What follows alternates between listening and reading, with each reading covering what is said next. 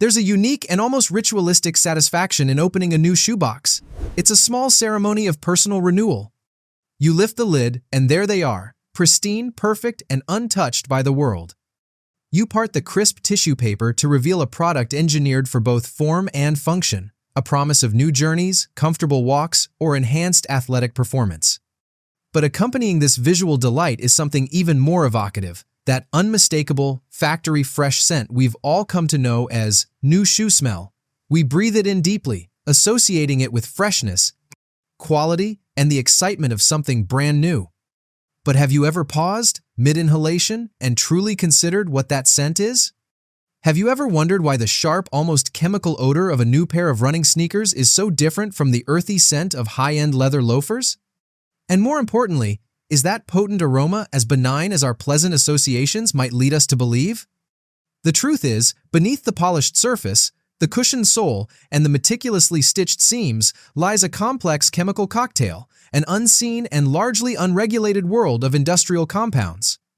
This is the story of those hidden toxins in your everyday shoe sand exploration of their journey from the factory floor to your feet, and their quiet, pervasive impact on our health and the world we walk upon. That smell, it turns out, is the signature of a chemical process known as off-gassing. It is the soundless, invisible release of volatile organic compounds, or VOCs, into the air. The term volatile simply means these compounds easily evaporate from a solid or liquid form into a gas at room temperature, which is precisely why they travel so readily from the shoe to your nose. The modern footwear industry, in its quest for durability, flexibility, and low-cost production, is heavily reliant on powerful adhesives, solvents, and synthetic materials laden with these compounds. The cast of characters includes names you might recognize from a high school chemistry lab, but their application is far more personal. Among the most common are formaldehyde, a known human carcinogen used in glues and to finish leather, toluene and benzene, potent industrial solvents used to bond the many layers of a shoe together, and acetone. When a shoe is sealed in its box immediately after assembly, these gases accumulate. The moment you lift the lid, you are met with a concentrated wave of these VOCs. The immediate effects of exposure can be deceptively mild and familiar. A slight headache after spending too long in a newly stocked shoe store, a tickle in your throat, or itchy, watery eyes. However, according to the Environmental Protection Agency, EPA, the concerns don't stop there. Chronic exposure to this family of chemicals is linked to a host of more serious health issues, including damage to the liver, kidneys, and central nervous system. Suddenly, that fresh scent is transformed. It's no longer the smell of newness, but the ghost of the shoe's industrial bertha, chemical whisper of its creation. But the airborne assault from off-gassing is only part of the story. The materials pressed directly against your skin, absorbing your warmth and perspiration, can host their own silent cocktail of concerning compounds. Take, for instance, phthalates. This class of chemicals is used as a plasticizer, primarily to make polyvinyl chloride, or PVC, soft and flexible. Without phthalates, the synthetic leather on your trendy boots or the colorful straps on a pair of sandals would be rigid and brittle. The problem is that phthalates are not chemically bound to the plastic. They can leach out over time, and they are potent endocrine disruptors.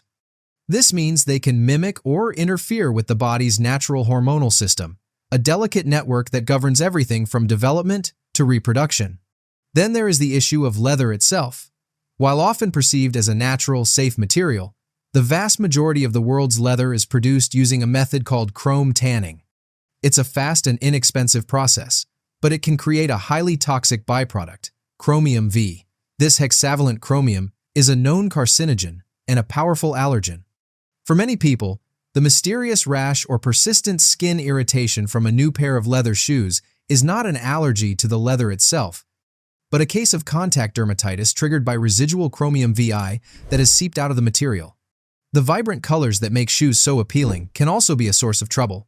The dyes and pigments used to create brilliant reds, deep blues, and bright yellows can contain heavy metals like lead and cadmium. These elements are well-documented neurotoxins. While the concentration in a single pair of shoes may be low, the danger lies in cumulative exposure, especially for children, whose developing bodies and brains are far more vulnerable to their toxic effects.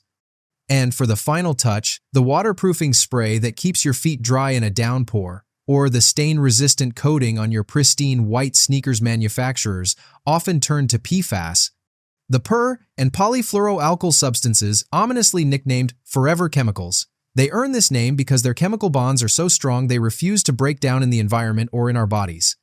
They simply accumulate and have been linked to a frightening range of health problems, including immune system suppression, thyroid disease, and an increased risk of cancer. These chemicals don't appear in the final product by magic. They are integral parts of a vast, complex, and often opaque global supply chain, a journey that exacts a heavy toll long before a shoebox ever reaches a store shelf. To understand the shoe, you must understand its violent birth. The story often begins in a tannery, likely in a country with lax environmental and labor regulations. Here, raw animal hides are submerged in enormous rotating drums filled with a chemical slurry designed to transform decaying organic tissue into durable leather. The star of this process is typically chromium salt. Workers, often with minimal protective gear, wade through and handle these substances daily. For them, the risk is not a subtle, long-term concern. It is a present and acute danger.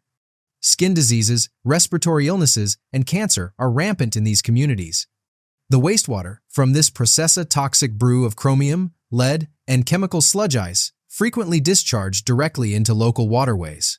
It turns rivers into ecological dead zones, poisoning the water that surrounding communities depend on for drinking, bathing, and agriculture. The vibrant color of the effluent, sometimes a shocking blue or a blood red, is a stark visual testament to the pollution embedded in a seemingly natural material. From the tannery, the finished leather travels to a manufacturing plant, where it joins synthetic fabrics, plastics, and rubber. Here, on a frenetic assembly line, the shoe takes shape. Dozens of workers in crowded, poorly ventilated rooms use powerful solvent-based adhesives to bond the sole to the upper, to attach the insole, and to seal the seams. The potent cloud of VOCs that a consumer gets a brief whiff of upon unboxing is the constant, suffocating atmosphere these workers breathe for hours on end, day after day. The consumer's fleeting headache is their chronic occupational hazard. The problem of toxins in shoes, therefore, is not just about the final product. It is an issue of environmental justice and human rights, where the health and safety of distant workers and ecosystems are traded for lower costs and faster fashion. The journey from the chemical bath to your closet is a sobering one, and it's easy to feel overwhelmed by the scale of the problem. But the story of hidden toxins does not have to end in silent acceptance.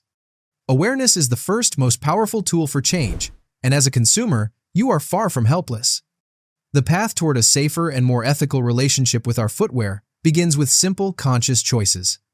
On a practical level, one of the easiest first steps is to allow new shoes to air out for several days in a well-ventilated space, like a garage or a covered balcony, before wearing them or storing them in a closed space like a bedroom closet. This simple act can significantly reduce your initial exposure to the highest concentration of VOCs. But the real power lies in shifting from a passive buyer to an informed consumer.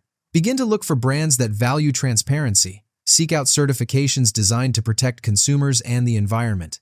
The Leather Working Group, LWG, for example, audits tanneries for their environmental performance, while labels like Oeko-Tex and Greenwood certify that products have been tested and found free from a long list of harmful substances.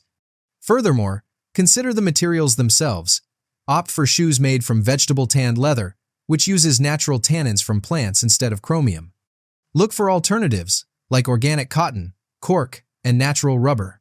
By supporting companies that invest in these safer materials and transparent practices, you send a clear market signal.